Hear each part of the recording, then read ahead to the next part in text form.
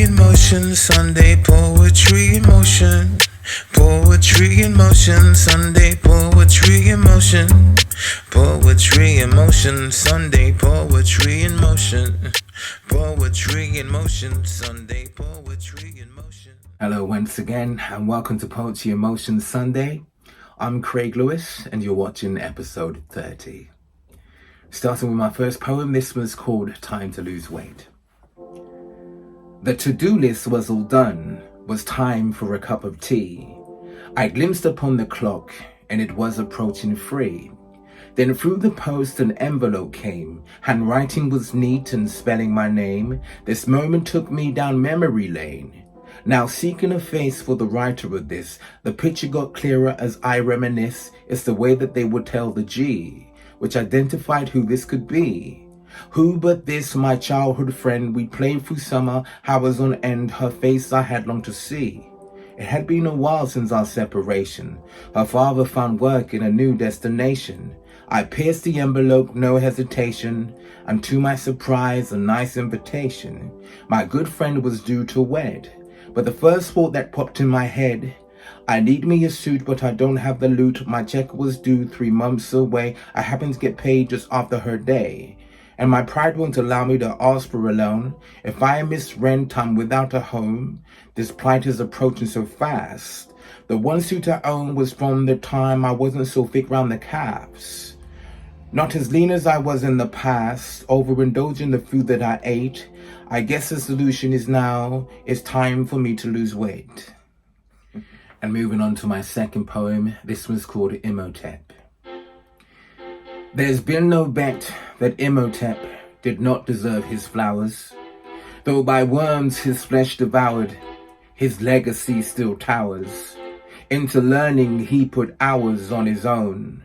From an early age his special gifts were known. An observer of the notion to build a pyramid with stone.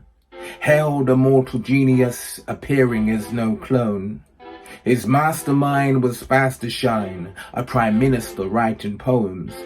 His words of wisdoms would connect, founder of the Lodge of Luxor, an institution in Kemet, meaning Egypt.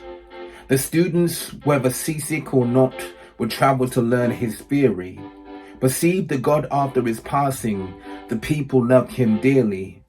Though conflict would occur, as the rules became a blur, by such who chose to break the oath, students were forbidden to sit and take down notes from what was taught.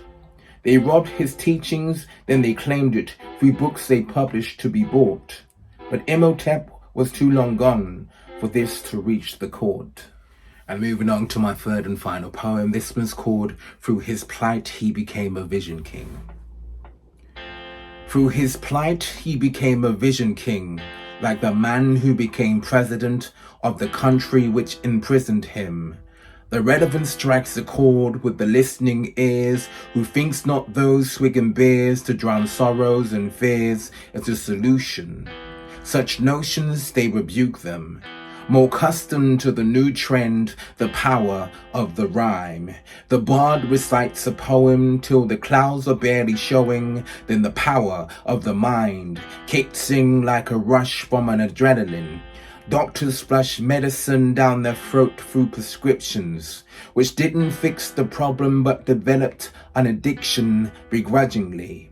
Whilst one pain was being temporarily killed, another 5 would evolve, until he detoxed from the human mind to find the mind of his soul, kind of the role we partake when one has been woken.